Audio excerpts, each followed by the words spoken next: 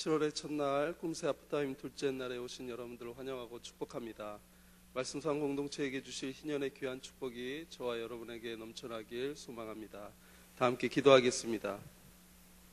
사랑의 주님, 이 시간 우리의 온 마음을 들여 주님을 찬양하길 원합니다. 우리의 마음속에 막혀있던 모든 것과 주님을 찬양하기에 방해되는 모든 마음을 내려놓고 온전히 주님을 찬양하는 귀한 시간 되게 하여 주시옵소서. 우리의 찬양이 향기로운 제물 되게 하시고 찬양할 때 거룩한 영이 우리의 심령에 가득 차게 하옵소서. 찬양을 인도하는 WT팀을 각별하게 축복하시고 젊은 날에 주님을 영화롭게 하는 이들의 앞길을 인도하여 주시옵소서. WT팀을 이끄시는 강한일 목사님을 축복하시고 온 성도들이 한마음으로 찬양하는 시간 되게 하옵소서. 예수님의 이름으로 기도합니다. 아멘.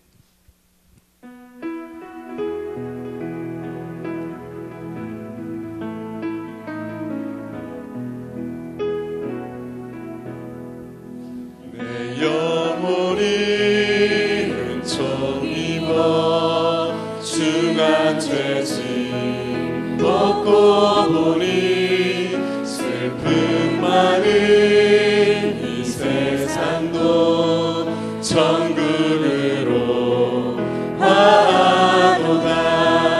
할렐루야 찬양하세. 내 모든 죄 사함받고 주 예수와 동행하니 그 어미나 하늘나 주의 얼굴 뵙기 전에 멀리 뵈던 하늘나라 내 맘속에 이루어지니 날로 날로 가깝도다. 할렐루야 찬양하세. 내 모든 죄 사함받고 주 예수와 동행하니 그 어미나 하늘나라 높은 산이 거친 조망이나 궁궐이나 내 주 예수 모신 곳이 그 어디나 하늘나라. 할렐루야 찬양하세. 내 모든 죄 사함받고 주 예수와 동행하니 그 어디나 높은 산이 거친 들이 조망이나 궁궐이나 내 주 예수 모신 곳이 그 어디나 할렐루야 찬양하세. 할렐루야 찬양하세. 내 모든 죄 사함받고 주 예수와 동행하니 그 어디나 할렐루야 찬양하세. 할렐루야 찬양하세. 내 모든 죄 사함받고 주 예수와 동행하니 그 어디나 하늘나라.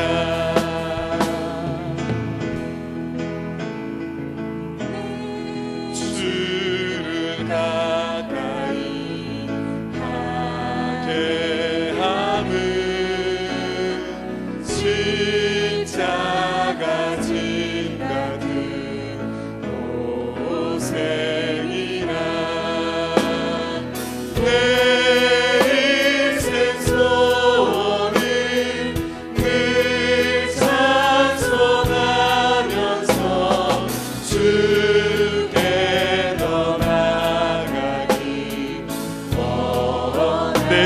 가까이 하게 하라. 내 주를 가까이 하게 하는 십자가 짐 같은 고생이나 내 일생 소원은 늘 찬송하면서 주께 더 나아가기 원합니다. 내 고생하는 것, 내 고생하는 것, 옛 야곱이 골뱅에 베고자 갔습니다.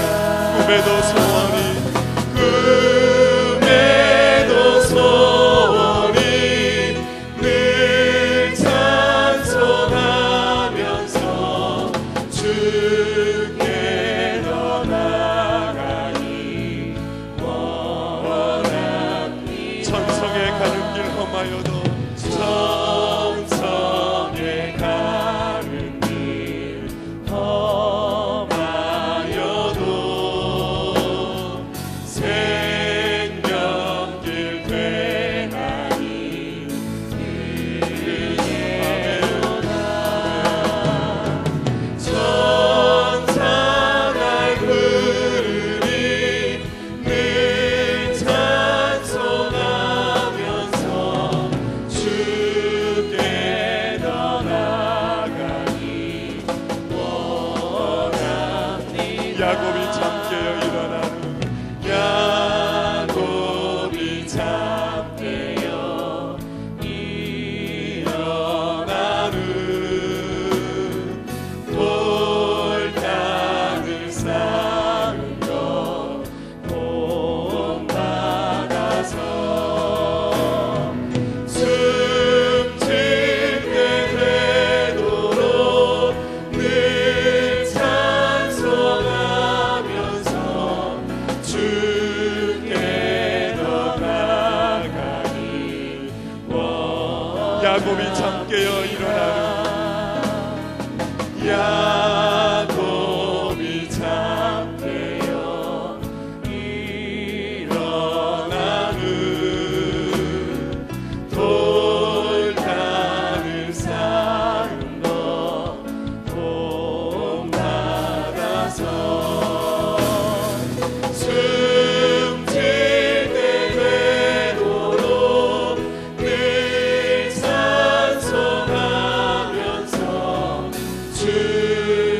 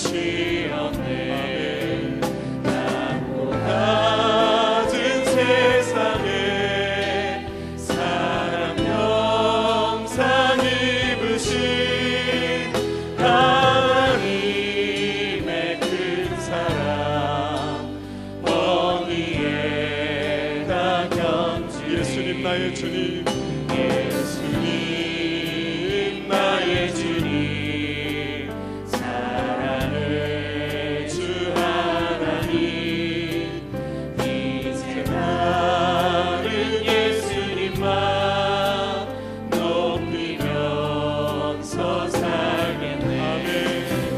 나의 남은 인생을 주와 동행하면서 주님 사랑 전하며 말씀 따라 한 번 더 고백하겠습니다. 예수님 나의 주님, 예수님 나의 주님, 사랑의 주 하나님, 이제 나는 예수님만 높이면서 살겠네. 나의 남은 인생을 주와 동행하면서 주님 사랑 전하며 말씀 따라 살게 돼. 둘째 날을 허락하시는 우리 주님을 바라보며 말씀을 전하시는 목사님을 위해서 기도하며 주님 앞에 함께 기도하며 나가겠습니다. 우리 다 같이 기도하십시다. 하나님 아버지, 은혜를 감사합니다. 둘째 날을 허락하신 하나님을 찬양하고 주님의 은혜를 사모하며 나아갑니다. 하나님 이 가운데 저희들 불러주신 하나님을 바라보며 찬양하며 나아갑니다. 오늘 말씀을 전하시는 귀한 담임 목사님을 붙들어 주시고 하나님 그 말씀을 통하여 우리가 다시 한번 새롭게 결단하고 주님의 우리 앞에 설 수 있도록 인도하여 주옵소서. 오 주님, 은혜를 감사합니다.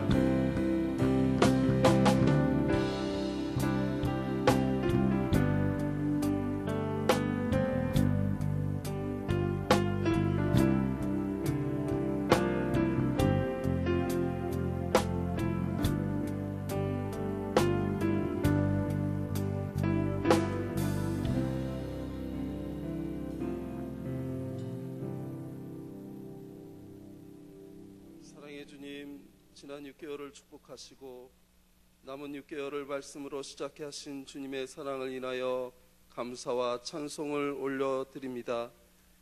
이제 나는 예수님만 높이며 살겠다고 고백하는 귀한 성락의 공동체 위에 하나님의 거룩한 은혜와 축복이 넘쳐날 수 있도록 주님 인도하여 주시옵소서. 이 시간 우리에게 전능하신 하나님의 말씀을 대언하실 지영은 담임 목사님을 각별하게 축복하시고 그 말씀으로 우리의 심령을 새롭게 하시며 남은 6개월을 통하여 우리의 꿈이 이루어지며 이 꿈이 하나님의 영광을 나타내는 비전 될 수 있도록 주님 인도하여 주시옵소서. 말씀 싸움 운동과 온 세계 선교를 축복하셔서 성락 공동체를 통하여 이 땅에 이러한 귀한 일들이 펼쳐지고 성장케 하옵소서. 예수님의 이름으로 기도합니다. 아멘. 이 시간에 오신 여러분 환영하고 축복합니다. 우리 남전도 연합회 특성 후에 어찌 수심이 없을까라는 제목으로 담임 목사님 말씀 전하실 때 큰 은혜의 시간이 될 줄 믿습니다.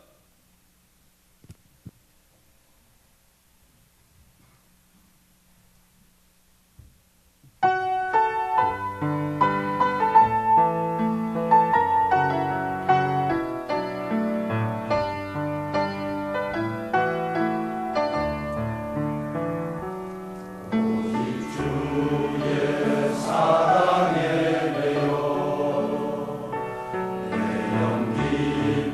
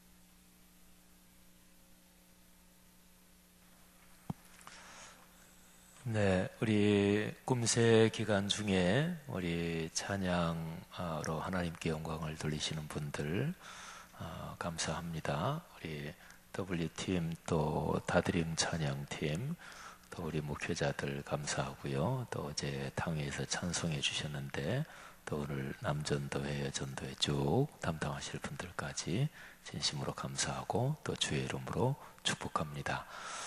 그리고 꿈새 기간 중에 또 섬겨주시는 분들 남전도회 여전도회 또 예배부 또 목회자들 직원들 주의 이름으로 감사하고 또 축복합니다. 새벽엔 제가 인사를 들 수 있으면 안 시키는데 그래도 꿈새 기간이니까 너무 옆 사람 얼굴 빤히 쳐다보진 마시고 우리 축복합니다. 잘 오셨습니다. 우리 서로 한번 인사하겠습니다. 네, 주님의 이름으로 축복합니다. 건강하시고 기도하는 제목 다 이루어지시기를 원합니다. 제가 한번 드린 예물 위해서 기도하겠습니다. 하나님 아버지, 이 시간에 아버지 앞에 예물을 바칩니다. 우리 남성 지도자 여러분들이 찬양한 것처럼 주님 앞에 궁극적으로 우리의 삶을 드립니다. 우리가 바치는 물질은 우리의 삶, 인생, 존재 자체를 전부 바치는 그 표시이니 아버지 하나님 이 예물을 받으시고 우리의 삶을 축복해 주옵소서. 꿈새 하프타임 기간 중에 하나님 앞에 간절히 바라는 기도 제목과 간구와 꿈들이 있습니다. 아버지 이루어지게 하옵소서. 오늘 이 시간에 주님 앞에 드린 예물에 부족한 종이 오른손을 얹고 기도하오니 하나님이 예물에 담긴 기도 제목들 꿈들이 이루어지게 하옵소서. 하나님 아버지 사랑 나눔 금식 헌금도 드립니다. 우리 교회 성도들이 꿈새 기간마다 3끼 이상 금식을 하고 아버지 앞에 드리는 귀한 예물 주께서 받으시고 선천성 심장병이나 희귀 난치성 질환을 가진 분들 그리스도의 사랑으로 도울 때 하나님이 역사해 주옵소서 믿습니다. 꿈새 기간 중에 봉사하고 섬기는 우리 귀한 분들 한 분 한 분 기관 부서마다 하나님이 축복하실 줄 믿습니다.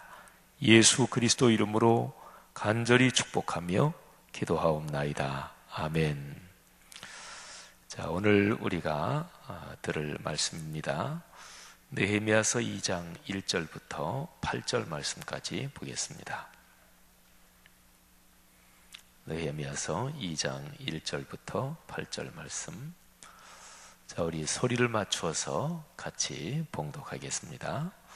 아닥사스다 왕 제20년 니산월에 왕 앞에 포도주가 있기로 내가 그 포도주를 왕에게 드렸는데 이전에는 내가 왕 앞에서 수심이 없었더니 왕이 내게 이르시되 네가 병이 없거늘 어찌하여 얼굴에 수심이 있느냐 이는 필연 네 마음에 근심이 있음이로다 하더라. 그때 내가 크게 두려워하여 왕께 대답하되 왕은 만세수를 하옵소서. 내 조상들의 묘실이 있는 성읍이 이제까지 황폐하고 성문이 불탔사오니 내가 어찌 얼굴에 수심이 없사오리까 하니 왕이 내게 이르시되 그러면 네가 무엇을 원하느냐 하시기로 내가 곧 하늘의 하나님께 묵도하고 왕에게 아뢰되 왕이 만일 좋게 여기시고 종이 왕의 목전에서 은혜를 얻어 싸우면 나를 유다 땅 나의 조상들의 묘실이 있는 성읍에 보내어 그 성을 건축하게 하옵소서 하였는데 그때 왕후도 왕 곁에 앉아 있었더라. 왕이 내게 이르시되 네가 몇 날에 다녀올 길이며 어느 때에 돌아오겠느냐 하고 왕이 나를 보내기를 좋게 여기시기로 내가 기한을 정하고 내가 또 왕에게 아뢰되 왕이 만일 좋게 여기시거든 강 서쪽 총독들에게 내리시는 조서를 내게 주사 그들이 나를 용납하여 유다에 들어가기까지 통과하게 하시고 또 왕의 삼림 감독 아삽에게 조서를 내리사 그가 성전에 속한 영문의 문과 성곽과 내가 들어갈 집을 위하여 들보로 쓸 제목을 내게 주게 하옵소서 하매 내 하나님의 선한 손이 나를 도우심으로 왕이 허락하고. 아멘. 삶의 근심, 걱정, 염려가 전혀 없는 사람은 아무도 없습니다. 성경 말씀에 항상 기뻐하라 또는 주님 안에서 평안과 즐거움을 누리라 이런 말씀이 많은데요, 그는 역설적으로 우리의 삶에 근심과 걱정이 있다는 말이에요. 근데 중요한 것은 누구에게나 다 근심과 걱정이 있는데 중요한 것은 그것을 넘어서는 것입니다. 근심 걱정이 없을 수가 없을 거예요. 근데 중요한 거는 있는, 또 어차피 살면서 무엇에 대해서 생각을 하고 애쓰다 보면은 그 일을 쭉 이뤄나가는데 거기에서 근심, 걱정, 염려라는 늪으로 빠지는 것은 아주 잠깐 쌓이죠. 우리의 마음이 어떤 중요한 일, 내 가족의 일이나 자녀의 일이나 건강이나 경제적인 일이나 인간관계나 내가 생각하기에 중요하다고 생각하고 가치 있다고 생각되고 거기에 비중을 둔 그 일에 대해서 생각하고 그 일을 추진하다 보면 하루에도 또는 생각하는 중에도 근심으로 빠졌다가 아니지, 그럴 건 아니지, 다시 나왔다가 반복하는 때도 많이 있죠. 그러니까 근심, 걱정, 염려는 사람에게 없는 사람은 없다. 중요한 건 그거를 넘어서는 것입니다. 성경 말씀 잠언 17장 22절에 보면 우리의 근심이 다음과 같이 우리에게 피해를 끼칩니다. 마음의 즐거움은 양약이라도 심령의 근심은 뼈를 마르게 하느니라. 아멘. 마음의 즐거움이 약이래요. 의학적 지식이 좀 있으신 분들, 또 정신과 육체의 건강이 어떻게 상호 연결되는지 그런 체험은 사람이 살면서 늘 하죠. 마음이 민감한 분들이 있죠. 그러니까 이 심정, 이 마음이 센시티브한 분들이 있어요. 그래서 마음이 아주 예민하고 또 감성이 풍부한 분들, 그런 분들은 이 감성이 타격을 받으면 몸이 금방 아파요. 몸이 금방 아픕니다. 사람의 마음의 움직임은요, 신체의 건강하고 직접적으로 연결이 있습니다. 여기에 또 의사분들이나 간호사분들이나 의학이나 이런 데에 계신 분들 더 잘 아실 수 있을 텐데, 그러니까 뭐가 제일 좋은 약이냐? 마음의 즐거움이 제일 좋은 약이래요. 엊그제 뉴스를 잠깐 인터넷 검색을 하다 보니까 감사 기도를 드리고 식사를 하잖아요. 근데 어디에서 의학적으로 그거를 검토를 했대요. 뭐 어떻게 실험했는지는 자세하게는 나오지 않았습니다만은 식사 전에 진실한 마음으로 밥을 먹는 게 참 감사하지, 먹을 수 있다는 게 얼마나 감사한가 하고 감사 기도를 드리고 식사를 하잖아요. 그러면 그러지 않는 사람에 비해서 3가지 좋은 게 있대요. 그런데 그 3가지가 뭐 다 그냥 한마디로 얘기를 하면 우리의 몸에서, 사람 신체에서 감사 기도를 드릴 때 그때 면역력을 강화시키고 또 사람을 이롭게 하는 아주 긍정적인 어떤 요소들이 생긴대요. 그러니까 제일 좋은 약은 마음의 즐거움입니다. 웃음 치료 같은 거 하잖아요. 아주 실제적으로 효과가 있다고 그러잖아요. 그런데 이제 문제는 근심, 그것도 심령의 근심. 여러분 여기에 심령의 근심이라고 하는 것을 잘 한번 생각해 보십시오. 그러니까 마음의 즐거움은 좋은 약이 되는데 심령의 근심, 심령을 글자 그대로 번역하면 마음심에, 그리고 영혼할 때 영자잖아요.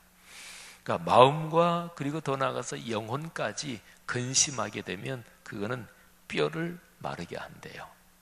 이 뼈가 아픈 고통이 얼마나 심해요? 근심은 그런 것입니다. 그런데요, 근심 종류가 다 똑같지는 않아요. 고린도 후서 7장 10절 말씀을 제가 읽어드릴 테니까 한번 들어보세요. 하나님의 뜻대로 하는 근심은 후회할 것이 없는 구원에 이르게 하는 회개를 이루는 것이요, 세상 근심은 사망을 이루는 것이니라. 아멘. 여러분, 심령의 근심, 그게 뼈를 마르게 하니 뼈에까지 영향이 있으니 그 사람이 결국은 죽지 안 죽어요. 제명에 못 사는 거죠. 그리고 근심, 걱정, 염려 이런 데 늘 매여 사는 사람들 한번 생각해 보세요. 근데 진짜로 근심할 게 있어서, 진짜로 근심할 거리라서 근심하나요? 그렇지 않다 그러죠. 대략 60%에서 한 65% 정도는요, 쓸데없는 근심이라고 그러잖아요. 그러니까 그 근심 안 해도 되는 건데 괜히 쓸데없이 근심하는 거예요. 막상 일이 닥쳐보면 아무것도 아니고, 막상 지나보면 아무것도 아니고, 막상 돼보면 아무것도 아니에요. 아유, 괜히 그렇게 걱정했구나. 그리고 또 뭐 예를 들어서 뭐 지구가 멸망하면 어떡하나 뭐 이런 거라든지, 뭐 요즘 환경 기후 문제가 워낙 심하니까 진짜로 이 지구 행성이 어떻게 되나, 이런 걱정이 완전히 쓸데없는 걱정은 아니겠지만 어쨌든 예를 들면 그런 거 뭐 등등. 그래서요, 우리말에 그런 말이 있잖아요. 뭐도 팔자라 그래요? 모르셔요? 걱정도 팔자라 그러잖아요. 여러분, 팔자라는 게 우리말에서 그 사람이 그야말로 그냥 평생 아유, 그 사람한테 그건 팔자야 뭐 이렇게 얘기를 하잖아요. 그죠? 그러니까 아유, 그 사람 내비려둬. 그러니까 걱정도 팔자다 이런 얘기는, 걱정이 습관화된 사람은 그거는 어쩔 수 없다 그런 얘기예요. 사랑하신 여러분, 예수 믿는 사람에게서 가장 중요한 것은 로마서 5장을 읽어보면 알아요. 그리스도인에게서 나타나는 가장 중요한 특징은 예수 그리스도를 믿고 구원받은 기쁨입니다. 성도 여러분, 근심을 떨쳐버리고 기쁨이 우리의 삶에 충만하기를 주님의 이름으로 축원합니다. 그런데 오늘 여기 말씀, 제가 조금 전에 읽어드린 고린도 후서 7장 10절에는 하나님의 뜻대로 하는 근심과 세상 근심 두 가지가 있어요. 이거를 가장 간단하게 얘기하면 이렇게 정의할 수 있어요. 뭐가 하나님의 뜻대로 하는 근심이냐? 출구가 있는 근심은 하나님의 뜻대로 하는 근심이에요.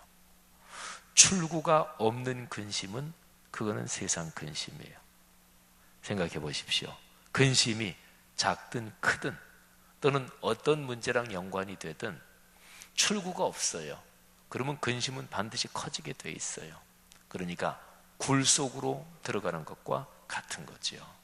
그러면 사람은 건강에도 이상이 생기고요, 자신감도 없어지고요, 우울증 걸리고요, 노이로제에 시달리고 밤잠 제대로 못 자고 불면증 걸리고, 그러다가 제명에 못 살고, 그리고 제게 주어진 복 누리지도 못하고 그렇게 되는 거지요. 이게 바로 세상 근심이에요. 하나님의 뜻대로 하는 근심은 출구가 있습니다. 터널은 밖으로 나가는 출구가 있잖아요. 그죠? 그래서 이렇게 들어가면 어두운 것 같아도 결국 밖으로 나가는 터널이 있어요. 그러니까 굴은 빠져 들어가서 그래서 못 나오는 거예요. 깊이 들어갈수록 못 나오니까 굴이다 그러면은 가다가 도로 돌아 나와야 돼요. 근데 터널은 안 그래요.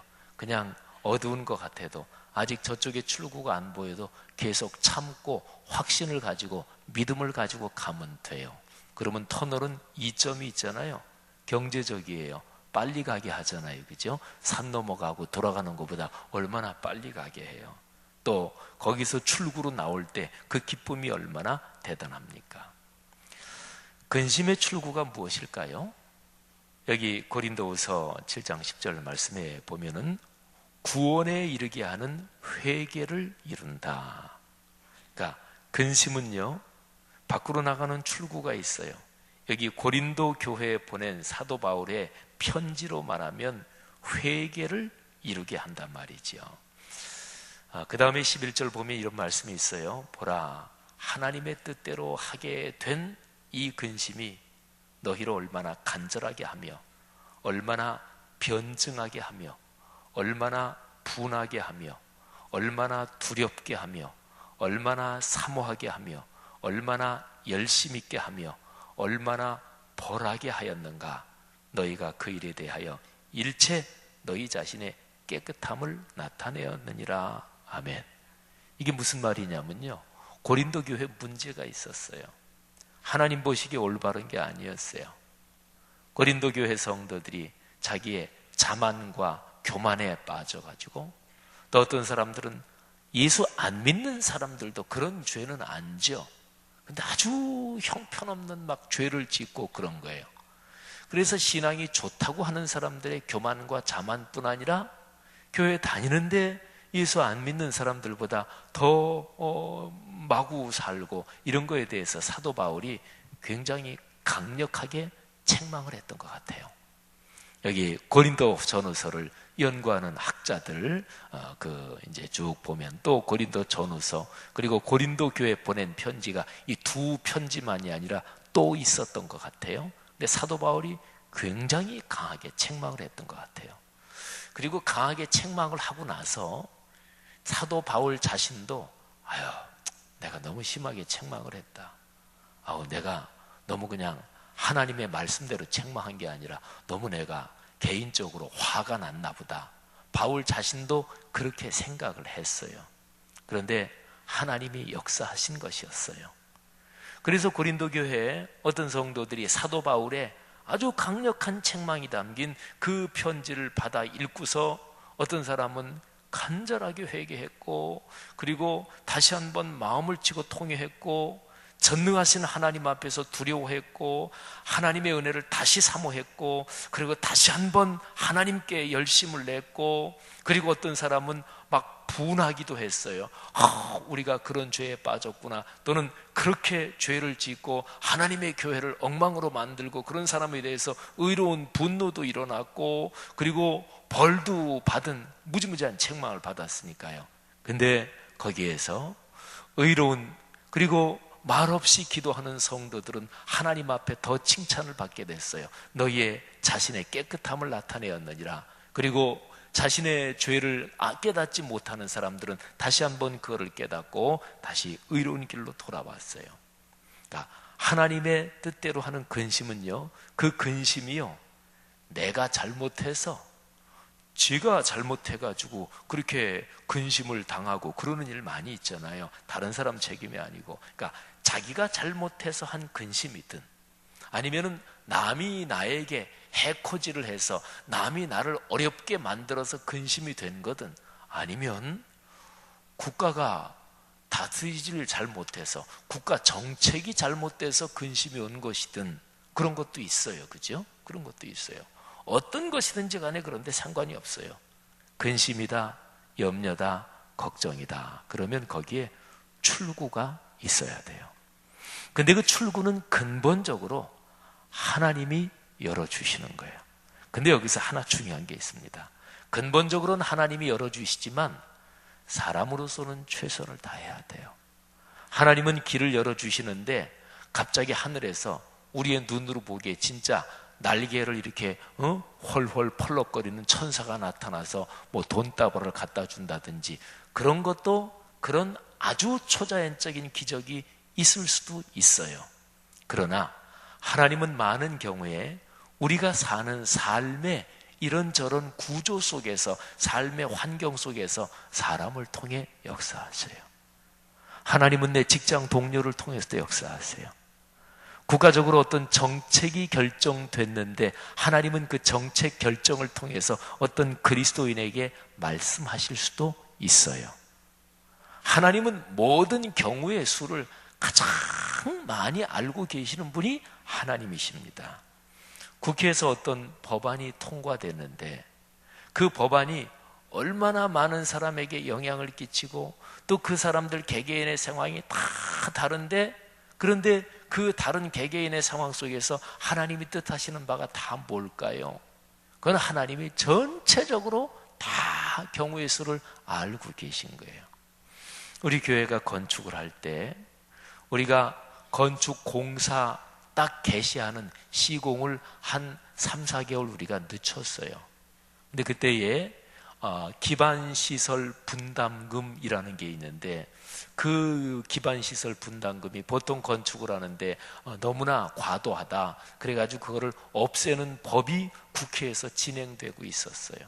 거의 통과가 확실하다. 그래서 우리가 3개월 정도 늦췄어요. 그것 때문에 35억 9천만 원이요? 제 기억이 정확한지 모르겠네요. 그만큼 우리가 절약하게 됐어요. 물론 3개월 시공 늦췄기 때문에 거기에서 생긴 물가 상승 그런 것 조금 있기 때문에 35억 9천만 원 정도, 완전히 아니지만 우리가 30억 넘게 우리가 절약을 한 거예요. 국회에서 통과된 법안이 성수동에 있는 말씀삼 공동체 성락성결교회는 그런 의미가 있었어요. 근데 그 법안이 얼마나 많은 사람에게 얼마나 수많은 여러 가지의 어떤 의미가 있었을까요? 하나님은 그걸 다 알고 계신다고요.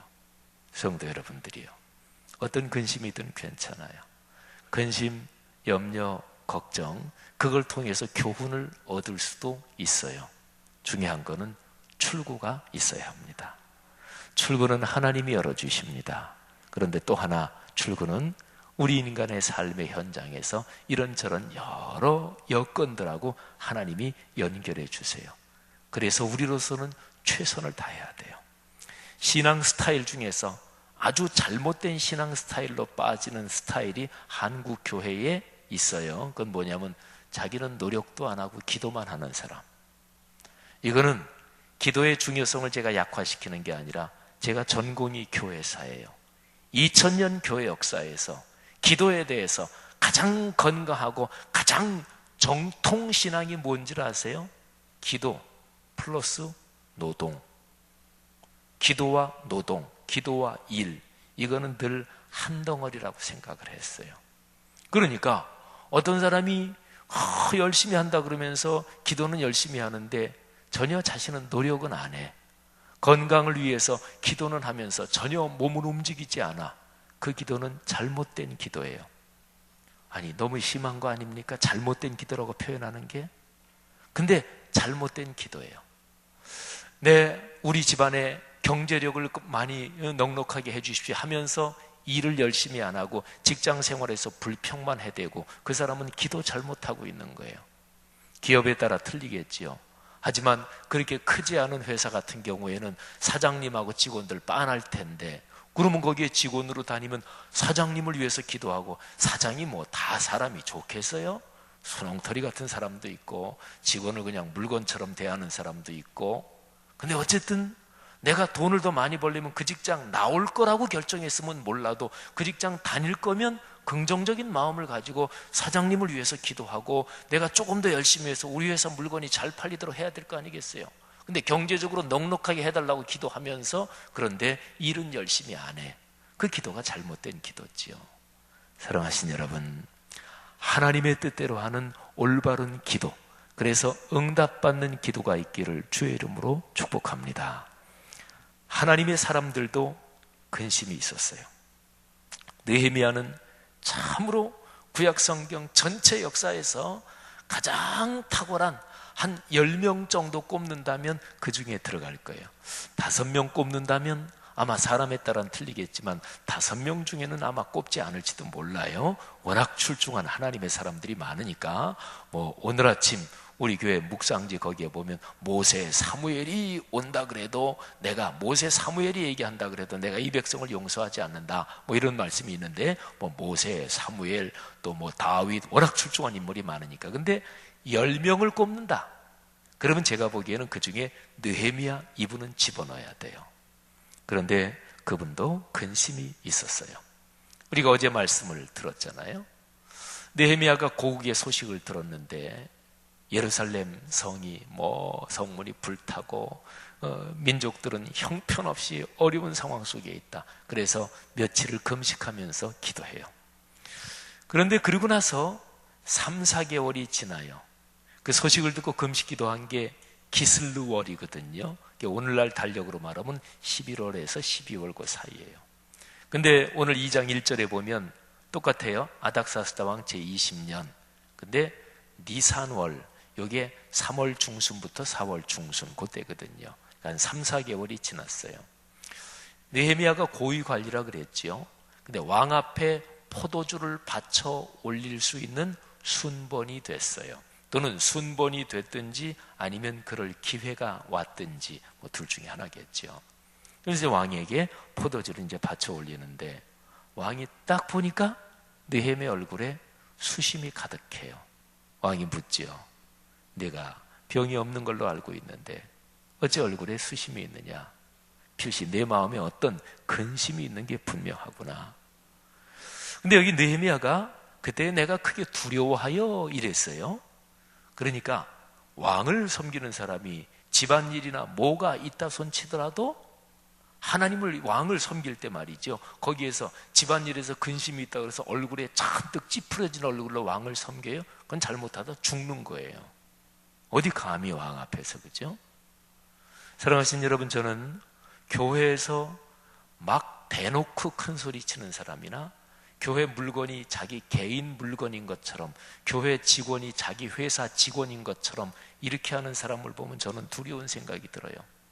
우리나라 옛날 말로 말하면 감히 여기가 어딘데, 하나님의 존전인데, 교회 건물 또는 교회 조직, 아유 교회 조직 그거 뻔해, 그거 돌아가는 거 내가 다 알아, 아우 교회 건물 그건 뭐 세상 건물하고 똑같지, 이렇게 생각하는 사람은 기본 신앙이 없는 사람이에요.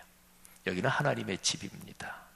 우리는 예배 드릴 때 거룩하신 삼위일체 하나님 앞에 있는 거예요. 그래서 두렵고 떨림이라는 말, 경외라는 게 신앙의 제일 중심이에요. 영어로 말하면 the fear of God, 하나님 아버지 앞에서 두렵고 떨리는 마음을 가지는 이 경외인데 이게 신앙의 제일 기본입니다. 사랑하신 여러분, 거룩하신 하나님의 임재와 현존을 체험하고 그런 신앙을 느끼는 사람은 하나님 앞에 경외심을 가질 수밖에 없어요. 그런 축복이 있기를 바랍니다. 느헤미야 얼굴에 수심이 있어요. 왕이 물어요. 그러니까 두렵지요. 내가 수심이 있구나. 근데 왕이 느헤미야를 좋게 봅니다. 느헤미야가 이렇게 대답해요. 왕이여 만세수를 하옵소서. 제 조상들의 무덤이 있는 성읍이 황폐하고 불타버리고 사실은 그랬습니다. 그리고 최근에 사실은 그런 소식을 들었습니다. 그래서 어찌 제 얼굴에 수심이 없사오리까 용서하옵소서 뭐 이렇게 했겠죠. 근데 왕이 말합니다. 그래, 그러면 내가 무엇을 해주랴. 참 은혜를 입었죠, 그죠? 왕이 이게 잘못 생각했으면 저놈 괘씸하다, 그럼 잘못하면 죽을 수도 있는 거예요. 근데 왕이 그래, 무엇을 해주랴. 자, 4절에 아주 중요한 표현이 있습니다. 왕이 무엇을 해주랴 하고 물으니까 느헤미야가 왕에게 대답하기 전에 무슨 일을 하나 해요. 4절을 보세요. 무슨 일을 해요? 내가 곧 하늘의 하나님께 묵도하고, 이거를 화살 기도라고 그럽니다. 기도는 언제나 드릴 수 있어요. 그죠? 어디서나 드릴 수 있어요. 바빠서 기도 못해요. 에이, 거짓말이에요. 바빠서 기도 못하는 게, 물론 바빠서 그냥 어디 차분하게 앉아서 30분이고 1시간이고 이렇게 기도할 시간은 또 뭐 없을지도 모르겠죠. 살다 보면. 근데 하나님을 만나고 하나님께 간구하는 기도 그 자체는 언제나 어디서나 드릴 수가 있어요. 사랑하신 여러분, 기도에 핑계가 없기를 바랍니다. 특별히 느헤미야가 한 것처럼 화살 기도, 잠시 묵도하는 거, 눈 안 감아도 괜찮아요. 이런 기도, 생활 중에서 이런 기도가 아주 중요해요. 그러면서 이 느헤미야가 요청을 합니다. 왕이시여, 나를 유다 땅 내 조상들의 무덤이 있는 묘실이 있는 거기에 보내서 그 무너진 거를 좀 건축하게 해 주십시오. 그랬더니 왕이 허락해요. 그리고 또 왕이 허락하니까 느헤미야가 그 기회를 놓치지 않고 7절에 보니까 내가 또 왕에게 아뢰되 하면서 조서를 내려달라 그래. 조서는 왕의 명령서지요. 직서. 조서의 두 가지 내용을 얘기를 합니다. 첫째, 여기에 바벨론 여기부터 왕을 섬기는 여기부터 쭉 해서 그 예루살렘까지 가려면 길이 굉장히 멀거든요. 몇 개월 걸리거든요. 근데 이쪽을 쭉 가는데 통과를 잘하도록 이 강 서쪽, 강은 유프라테스 강을 말해요. 유프라테스 강 서쪽 모든 총독들에게 조서를 좀 내려주십시오. 그러니까 느헤미야가 그 바사 왕의 명령을 받고 가니 잘 보호해주고 통과시켜줘라. 그게 첫 번째고, 두 번째는 예루살렘에 가서 성을 다시 이렇게 쌓는데 목재가 될 거 아니겠어요. 근데 왕의 산림 감독 아삽에게 내리는 명령서를 써가지고 느헤미야가 예루살렘 성을 다시 건축하는데 목재를 공급해줘라. 그 조서를 내려주십시오. 자, 8절 마지막에 아주 중요한 말씀이 나옵니다. 제가 읽습니다. 내 하나님의 선한 손이 나를 도우심으로 왕이 허락하고. 아멘. 하나님의 선한 손이 느헤미야를 도왔대요. 그래서 왕이 허락했대요. 여러분, 만일에 느헤미야 말고 다른 어떤 사람이 있었다. 근데 그 사람이 왕에게 뭐를 참 어렵게 부탁을 했다. 왕이 도와줬다. 그때 그 사람이 생각합니다. 역시 내가 왕의 신복이니까 내가 허락받았지. 내가 여태까지 잘했으니까, 내가 여태까지 왕을 잘 섬겼으니까 내가 이렇게 허락받은 거지. 어떤 사람은 그렇게 생각할 수도 있었을 거예요. 예수 안 믿는 사람들은 재수라고 생각합니다. 예수 안 믿는 사람들은 자기가 잘났다고, 그래서 그렇게 했다고 생각합니다. 간증하시는 분들 조심하셔야 돼요. 그리스도인이 제일 어려운 게 어떤 면에서는 설교보다 간증이 더 어렵다. 저는 그런 생각을 가끔 해요. 왜냐? 간증이 자기 자랑으로 빠지는 거는 무지무지하게 쉽습니다. 제가 목회자 입장에서 성도들이 이렇게 신방하고 그러면 성도들이 가끔 목사님 이런 일이 있었어요 간증하잖아요. 대부분은 순수한데 어떤 분들을 보면 그건 간증이 아니라 자기 자랑이에요. 내가 어려웠는데 이만큼 해가지고. 그리고 간증이라고 하는 걸 보면 자기 자존심, 자기 똑똑한 거 이런 게 이렇게 비치는 게 많아요. 하나님의 은혜지요. 근데 사실은 가만히 보면 모두가 그런 게 아니에요. 사랑하신 여러분, 예수 믿는 사람이 뭐가 달라요? 오늘 여기 보면 느헤미야가 말이지요. 왕이 허락했어요. 근데 느헤미야의 진심이 여기 담기는 거예요. 내 하나님의 선한 손이 나를 도우셨다. 할렐루야. 내 하나님의 선한 손이 나를 도우셨다. 그래서 왕이 허락하셨다.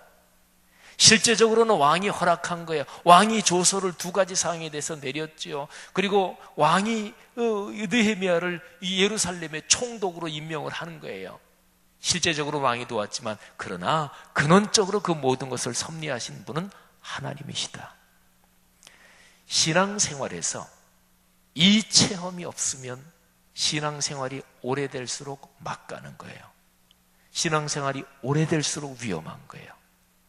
사실은 그런 그리스도인들 때문에 교회가 약해지고 타락하고 망가지는 거예요. 기독교 역사는 언제나 그랬어요.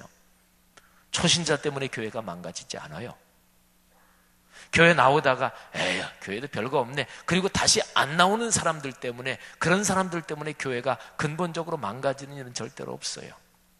모든 것이 망가지는 것은 안으로부터 망가지는 겁니다. 로마 1000년의 역사도 대제국 로마도 안으로부터 무너진 거예요. 사랑하신 여러분, 사람이 건강할 때는 밖에서 어떤 도전이, 밖에서 어떤 공격이 오잖아요. 사람 몸은 방어하게 돼 있어요. 근데 속이 약해지기 시작하면, 그러면 밖에서 오는 그 공격에 막아낼 힘이 없으니까, 그러니까 병 걸리고, 그러니까 약해지고, 그래서 신체가 쇠약해지는 거예요. 사랑하는 성도 여러분들이요, 하나님이 섭리하십니다. 하나님이 모든 걸 주관하십니다. 못 볼 뿐이지. 그러니까 자고하고 자만할 뿐이지. 성도들이요, 하나님의 손이 섭리하다는 사실을 굳게 믿으시기를 주의 이름으로 축복합니다. 하나님께 마땅한 감사와 영광을 돌리시기를 권면합니다. 자, 오늘 말씀에서 아주 중요한 거 한 가지만 더 보고 오늘 말씀을 마치지요. 느헤미야가 최선을 다했다는 거 바로 그거예요. 자, 기슬루월 446년, 주전 446년 11월 중순쯤에 느헤미야가 고국의 소식을 듣고 한 며칠 금식 기도를 했어요. 근데 그리고 3, 4개월이 지났단 말이에요. 3, 4개월 동안 느헤미야는 무슨 일을 했을까요? 3, 4개월 동안 계속 금식 기도하진 않았겠죠. 근데 3, 4개월 동안 느헤미야가 금식 기도는 뭐 며칠 동안 했지만 계속해서 기도했을 거예요. 기도하면서 느헤미야는 구체적으로 생각했을 거예요. 하나님, 내 조국 하나님의 도성 위에서 제가 뭘 할 수 있겠습니까? 기도하면서 제가 뭘 할까요? 이 생각 안 하는 기도는 성숙한 기도는 아니에요. 선교를 위해서 기도하십니까? 주님, 제가 뭘 할 수 있을까요? 우리가 크게는 못하고 바울처럼 나가서 선교는 못해도 내가 생활에서 한 달에 10,000원은 내가 헌금할 수 있잖아요. 그죠? 그게 우리 교회 소울 프로젝트 헌금이에요. 그러니까 우리 교회 선교는 모든 성도가, 우리 교회 성도 전체가 다 참여해서, 여기가 우리 교회라면 완전히 바닥에 벽돌 한 장을 다 깔고 그 다음에 또 하나 가고 그렇게 간다. 이게 우리 교회 선교 정책이에요. 소수의 선교에 열정 있는 사람들 소수가 먼저 꽉 치고 나가고 그렇게는 안 간다. 그렇게 해보니까 교회에 재정에 반영이 안 돼요. 그렇게 해보니까 지속성이 없어요. 그래서 그렇게 간다. 그러니까요, 느헤미야는 말이죠, 하나님 앞에 기도했는데 기도를 계속하면서 그런 생각을 했을 거예요. 하나님, 제가 뭘 할 수 있을까요? 제가 세월호 참사 얘기하면서 교구 리더 모임 시간에 얘기했는데, 세월호 참사 났는데 나 뭐 해야 될까? 이 세월호 참사에서 지형은이라는 사람 나는 어떻게 살아야 될까? 그러다가 제가 아직까지 완벽하게 잘 되진 않지만 생각을 자주자주 하면서 늘 보통 운전하던 것보다 제가 조금 천천히 운전해요. 세월호 다 과속 때문에 난 거예요. 욕심 때문에 난 거예요. 그래서 조금 천천히 운전해요. 느헤미야는 그런 생각했을 거예요. 하나님, 제가 뭘 할 수 있을까요? 그러다 하나님이 감동을 주셨겠죠. 그래서 느헤미야는 사실은 치밀하게 계획하고 아주 정교하게 촘촘하게 준비를 하는 거예요. 그래서 왕 앞에서 수심을 드러내요. 이 본문을 잘 보면, 느헤미야서를 다 읽어보면 이거는 느헤미야가 의도적으로 그렇게 수심을 드러낸 걸 수도 있어요. 의도적으로. 느헤미야가 고위직까지 올라가기까지, 왕을 어떻게 섬겨야 되는지 그걸 몰라요. 근데 너무너무 근심해서 자기도 모르게 근심이 나타났다, 이렇게도 볼 수 있지만 어떻게 보면은 느헤미야가 의도적으로 그랬을 수도 있어요. 문맥을 보면 그래요. 쭉 느헤미야가 일하는 스타일을 보면. 자, 근데 드디어 왕이 너 근심 있구나. 왜 그러냐? 그때 느헤미야가 말하는 게, 조상들의 묘실이 있는 성읍이 황폐했습니다. 근데 느헤미야가 제 고향 성읍이 황폐했습니다 이렇게 얘기 안 하고 조상의 무덤을 얘기해요. 에스라 느헤미야가 같은 책이라 그랬죠. 에스라서 읽어보면 느헤미야가 왕 앞에 요청하기 전에, 얼마 전에, 이게 연대는 정확하지 않은데요, 예루살렘 성을 계속 건축하다가 그게 중단이 돼요. 이 아닥사스다 왕이 중단 조서를 내려요. 그러니까 지금 사실은 상황이 안 좋아요. 그러니까 느헤미야가 말하기를 제 조상들의 무덤이 황폐했습니다. 근데 조상들의 무덤 그러면 이거는 어느 나라 사람이나 누구에게나 다 이거는 공감을 얻을 수 있는 얘기거든요. 그래서 성벽이 무너졌습니다. 성을 다시 쌓아야겠습니다. 이렇게 얘기하잖아요. 조상들의 무덤. 그러니까 왕이 거기에 대해서 공감을 한 거예요. 느헤미야는 치밀합니다. 세심하게 준비했습니다. 오늘 여기 말씀에 6절에 왕후도 왕 곁에 있었는데 그런 표현이 있죠. 바사 제국에서는 왕후의 권한이 막강합니다. 근데 여기에 특별히 왕후가 언급된 걸 보면 느헤미야가 왕후 이분에게 총애를 받았을 수도 있어요. 그래서 왕후가 옆에서 왕에게 느헤미야 보내줍시다 뭐 이렇게 얘기했을 수도 있어요. 그리고요, 왕이 물으니까요, 하늘의 하나님께 묵도하고, 잠깐 묵도하고, 느헤미야는 계속 기도했던 거예요. 계속 기도 생활 안 하는 사람이 급한 일이 있을 때 기도할 생각 떠올라요? 여기 계신 분들 떠오릅니까? 안 떠올라요. 평소에 기도 안 하면, 평소에 기도 생활 해야, 그래야 급할 때 진지하게, 주님, 지금 이게 무슨 뜻입니까? 주님, 이 순간에 어떤 하나님의 뜻이 담겼습니까? 그거를 떠올릴 수 있는 거예요. 근데 묵도하고 그 다음에 아주 정확한 중요한 거 2가지를 구해요. 유프라테스 강 서쪽부터 몇 개월을 걸쳐서 예루살렘까지 갈 때 무사 통과를 허락해 주십시오. 그리고 제목을 주십시오. 근데 실제로 갈 때에 이 느헤미야를 반대하는 사람들이 온통 공격을 하고 아주 위협을 하고 협박을 해요. 이 느헤미야가 가서 하는 일, 그거를 싫어하는 사람들이 있었거든요. 나중에는 왕이 말이죠, 사실은 갈 때에 군대 장관하고 병력까지 붙여줘요. 사랑하신 여러분, 잘 보세요. 느헤미야는 근본적으로 하나님의 역사를 믿었습니다. 그런데 동시에 자기가 사는 삶의 환경에서 최선을 다한 사람이에요. 성도 여러분, 최선을 다하십니까? 직장 생활 어떠십니까? 건강 때문에 걱정하는 분 계세요? 최선을 다하십니까? 자녀 문제 때문에 걱정하십니까? 자녀를 위해서 최선을 다해 기도하며 최선을 다해 애쓰십니까? 우리가 하는 모든 근심을 하나님께서 해결하십니다. 하나님께서 최선을 다하는 사람에게 능력을 더 부어주십니다. 중요한 거는 마음이 꺾이면 안 돼요. 용기가 꺾이면 안 돼요.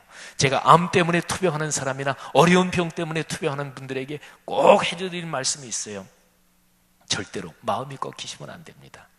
절대로 마음이나 영적인 데서 밀리시면 안 됩니다. 사랑하신 여러분, 담대하십시오. 하나님이 여러분을 사랑하십니다. 찬송 우리 한 절 부르고 기도하고 마치겠는데요. 370장 주 안에 있는 나에게 단 근심이 있으랴. 370장 반주를 좀 해주세요.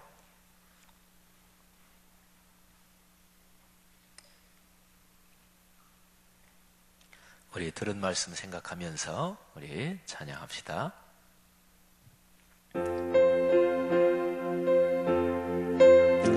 지금 마음에 근심이 있는 거 물러가라고 명령하십시오. 주 안에 있는 나에게 단 근심이 있으려 십자가 밑에 나가 내 짐을 풀었네. 주님을 찬송하면서 할렐루야 할렐루야 내 앞길 멀고 험해도 나 주님만 따라가. 주 안에 있는 나에게 주 안에 있는 나에게 단 근심이 있으려 십자가 밑에 나가 내 짐을 풀었네. 주님을 찬송하면서 할렐루야 할렐루야 내 앞길 멀고 험해도 나 주님만 따라. 내 주와 맺은 언약은 영불변하시니 내 주와 맺은 언약은 영불변하시니. 아멘. 그 나라 가기까지는 늘 보아. 아멘. 할렐루야. 주님을 찬송하면서 할렐루야 할렐루야 내 앞길 멀고 험해도 나 주님만 따라가리. 기도하십시다. 근심할 수 있습니다. 그러나 하나님의 뜻대로 근심하십시다. 출구가 있어야 된다 그랬죠. 출구는 하나님의 도우심입니다. 그리고 출구는 하나님의 도우심으로, 하나님의 격려로 내 마음이 다시 용기를 얻는 거예요. 그래, 하나님이 나를 도우시니 내가 할 수 있지. 만군의 여호와 하나님이 나의 아버지시니 내가 이 어려움에서 결단코 꺾이지 않지. 이 어려움이 내게 어떤 은혜를 주시는지 하나님의 뜻이 분명히 있지. 그리스도인의 삶은 긍정으로 가는 거예요. 잘 되는 걸로 가는 거예요. 내 마음을 살펴봐서 내 마음에 독한 마음이 궁극적인 목적이면 이미 기독교적이 아닌 거예요. 내 마음의 긍정과 그리고 하나님을 향한 희망과 그리고 하나님의 축복이 끝에 보여야 돼요. 오 주여, 나를 축복하옵소서. 내 가정, 아들, 딸, 손녀, 손자 축복하옵소서. 내 건강을 축복하옵소서. 언제 주님께서 나를 부르실지 모르지만 부르시는 그날까지 주님의 일 감당하면서 할렐루야 찬송하면서 걸어가게 하옵소서. 내일 모레 글피 그 글피 4일 동안 남은 우리 꿈새를 위해서 기도하시고 또 우리 교회 공동체를 위해서 나라와 민족을 위해서 그리고 여러분이 꿈새 기간 중에 가진 가정적인 건강 경제 기도 제목을 놓고 하나님 앞에 기도하시다가 자유롭게 돌아가시겠습니다. 다 같이 기도합니다. 하나님 아버지, 은혜를 진심으로 감사합니다. 성령으로 우리를 축복하시며 하나님의 능력으로 우리를 붙드시옵소서. 아버지 감사합니다. 근심할 수밖에 없어. 우리 이 땅에서 여러 가지 어려움이 있으나 그러나 하나님의 뜻대로 하는 근심이 되게 하시고 출구가 있는 근심이 되게 주여 역사하시기를 간절히 원합니다. 아버지 축복하옵소서. 아버지 하나님 역사하옵소서. 사랑이 많으신 하나님 아버지, 사랑이 많으신 하나님 아버지, 하나님께서 이끄시고 섭리하시나 하나님 그 사실을 분명히 믿고 내가 최선을 다할 수 있게 하옵소서. 하나님 아버지 선한 마음으로 최선을 다해 노력하는 우리 성도들에게 주여 축복하여 주시옵소서. 아버지 은혜 주시기를 원합니다. 주여 축복해 주시기를 간절히 원합니다. 아버지 하나님 이끌어 주옵소서. 주여 주시옵소서. 주여 함께 하옵소서. 주여 믿음을 더하옵소서. 주여 꺾이지 않는 큰 신앙의 담력을 허락하옵소서. 주여 이 시간에 안수하옵소서. 주여 이 시간에 성령으로 충만하게 하옵소서. 주여 이 시간에 병도 낫게 하시고 주여 이 시간에 하나님의 손길로 안수해 주시고 어루만져 주시고 축복하여 주옵소서. 아버지 함께 하시기를 원합니다. 아버지 하나님 사랑하는 성도들 한 가정 한 가정을 붙들어 주시옵소서. 하나님 아버지여 성도들이 어려움 중에서 하나님 앞에 기도하는 제목들을 응답하여 주시옵소서. 아버지 축복하옵소서. 하늘의 하나님이여 하늘 아버지여 주여 우리를 축복하여 주옵소서. 하나님 아버지 성도들의 경제력을 축복하여 주옵소서. 가게가 잘되게 하옵소서. 공장이 잘되게 하옵소서. 사업장이 번창하게 하옵소서. 사업과 기업 하나님 크게 복을 주옵소서. 세계적인 거부가 나오게 하시고 믿음이 충만하게 하시고 하나님 앞에 하나님 돈이 되게 헌신하는 물질의 큰 부자 비상한 축복을 주실 줄 믿습니다. 하나님 아버지 간절히 기도합니다. 성도들이 사회적으로 영향력을 갖게 하시되 올바른 신앙을 가지고 하나님 앞에 영광 돌릴 수 있도록 주님이여 축복하시기를 간절히 원합니다. 아버지 축복하옵소서. 주여 역사하옵소서.